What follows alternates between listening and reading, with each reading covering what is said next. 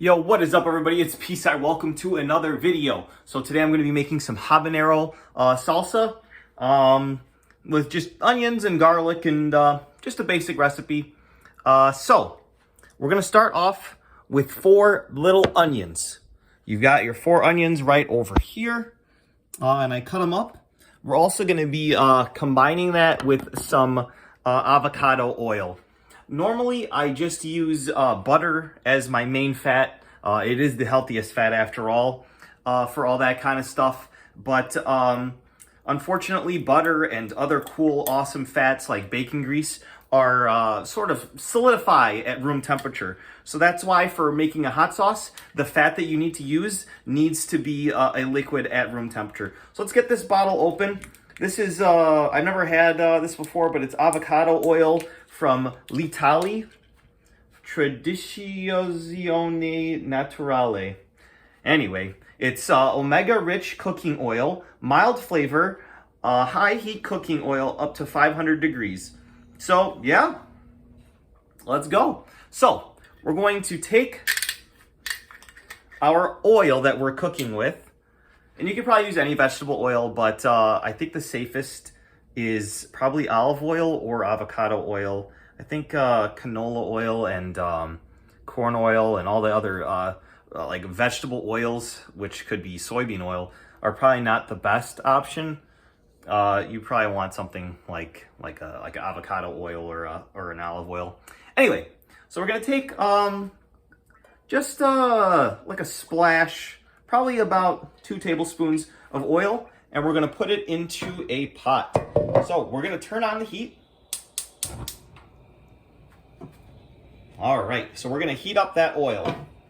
So while that's heating up, we're gonna take our onions that we pre-chopped and we're gonna put them into our pot. Okay? So just imagine me putting them into the pot because I don't really have a tripod that would work for this scenario. Okay. Ooh, you can hear it sizzling. Let's give you a nice preview. Wow, look at that. Woo! It's gonna be great. All right, let's get the rest of the onions in there.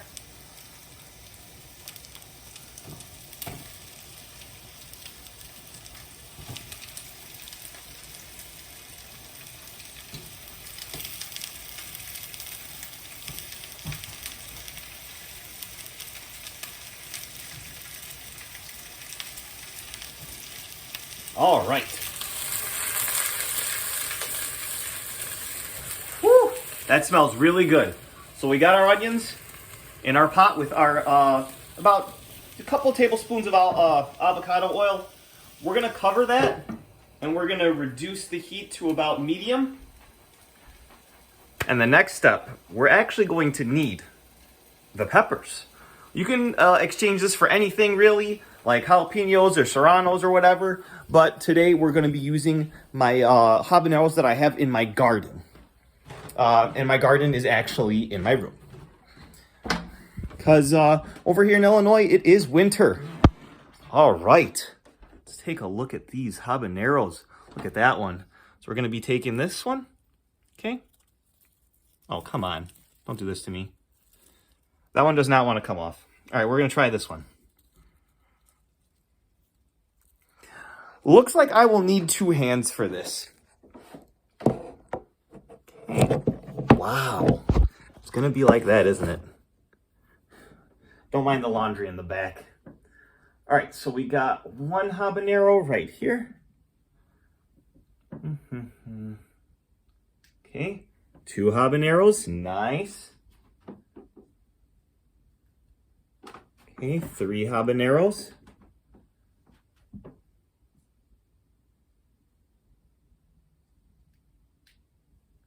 4 habaneros.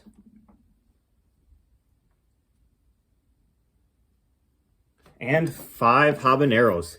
So that's it, probably for the season. We got our 5 habaneros. So let's take these over to the kitchen area to cut them up.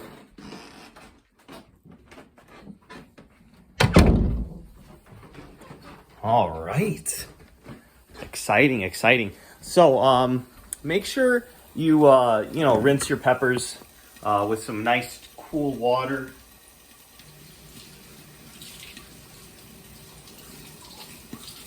All right. So they do say to wear gloves when you are cutting these because they're very dangerous. This has a very high Scoville rating on the heat scale, and you don't want to accidentally touch your eye or anything like that once you're done cutting these. So definitely wear gloves, okay? So we're going to start off by cutting off the stem. Or, well, actually, I think we could just pull off the stem. Let's just pull that off. Nope, I lied. So we're just going to get in there and try and get the stem off. All right, so that's pretty cool. Going to split this next one up. Okay. Okay, get any hard parts off. Okay. Next pepper, go ahead and cut that stem out. Don't want any hard pieces in our salsa, or hot sauce rather. Well, actually, isn't hot sauce the Spanish word or the English word for salsa? I don't know. I'm American. All right. So now we're going to split these in half. Okay. Trying to be very careful to not touch on there. Even if you don't have a cut on your skin, you can actually burn your hand just by having this hot pepper on your skin.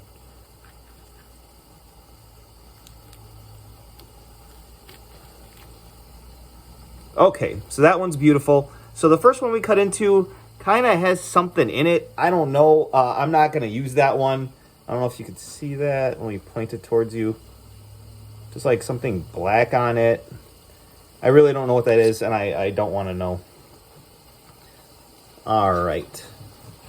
So we're going to cut this one in half. Oh, now you can really smell the habanero flavor, and whew, that is hot.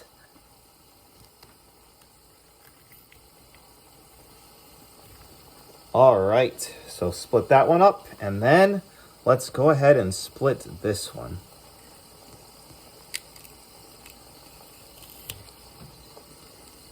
All right, some of these seeds are darker, but that's fine. That's starting to make me think that this one that I don't plan on using is probably fine too. I'm just gonna flick out the black seeds of that one. Let me do it so you can see it. Yeah, I think the seeds just turned black for some reason. I'm not 100% sure. Take them out of this one too. Okay. And then this one, yeah, I think it just grew wrong. Let's scrape all that stuff out. Cut this weird part out. I don't know if you can hear my cats in the background, but they just love playing around. All right, so now that we've got all those cut, let's check out our onions. Huh, not bad, not bad. I'm hoping for a little bit more caramelization before we go ahead and throw in our habaneros. I think I might add a little bit more oil. Okay. That's smelling really good. It's smelling really, really good. So let me show you guys. This is about where I want my onions at right here, because we're also going to have the habaneros cooking in there for a little bit as well. Ultimately, we are going to reduce this. I will be using vinegar as the main component for this. So it's going to be a very tart, spicy hot sauce. So for now, I'm going to take the habaneros and I'm going to put them in there. And I'm going to add another splash of avocado oil. So just a splash right in there. Then we're going to go ahead and add our habaneros.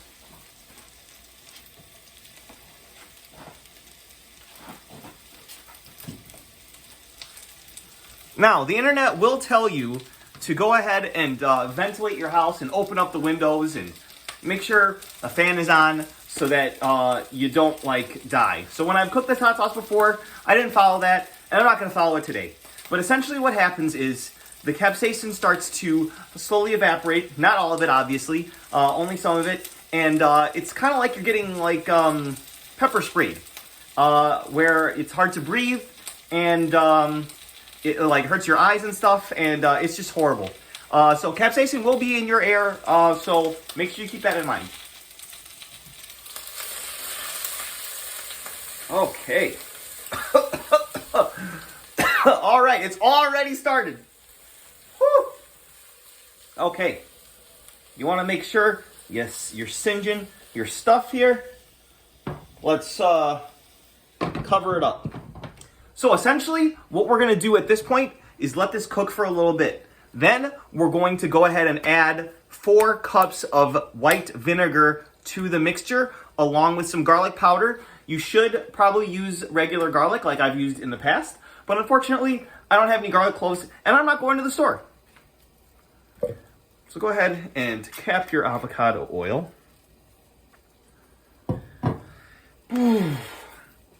So the white vinegar that I'm using is just this old white vinegar that expired August 2014. But I don't think vinegar expires. I've used this for the past 2 hot sauces that I've made. So whatever, it's fine. It's literally just sodium acetate. Or no. Hydrogen acetate. Sodium acetate is what you get when you mix it with baking soda. Anyway. Yep. So, I think it's been long enough. We're going to go ahead and dilute our peppers and onions with the vinegar. So this is only 2 cups. I'm going to turn off the heat. I'm going to add another 2 cups as well.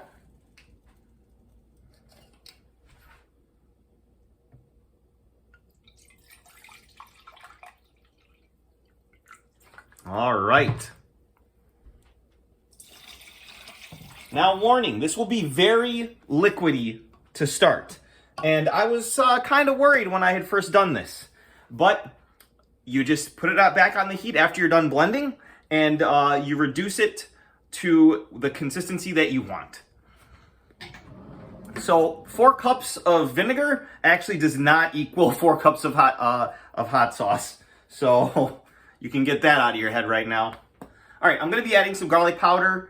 Just a few shakes, just because I want that garlic flavor in there. Unfortunately, I only have fresh onions, so I'd say that's about a tablespoon or 2. In cooking, nothing really needs to be exact. In baking, you need to be more precise. Cooking is usually just to taste, so that's what I'm doing. All right, so now that we have ooh, that smells good. Our delicious mixture. We're going to go over to our blender. Can you see it from here? Yeah, you can see it from here. And we're going to pour it in there. All right. So this should be really fun.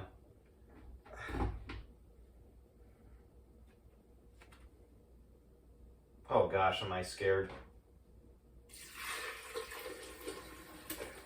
Woo!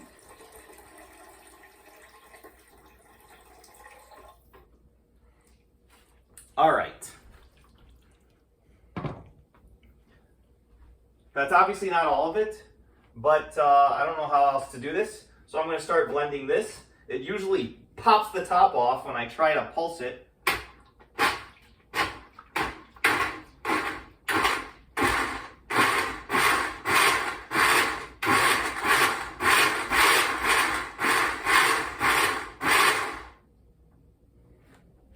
Okay. Chop that up real nice and good. Gonna pour it back in the mixture. And I'm going to once again try and pour some more in there to get some of the bigger chunks.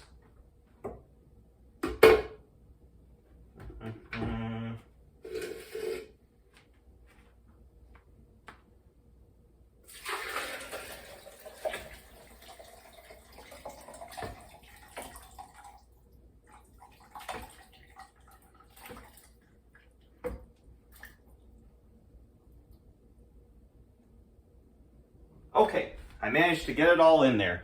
We're gonna blend this up one more time.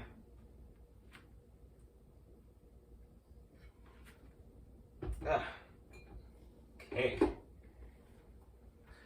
Oh boy, I don't have a good feeling about this.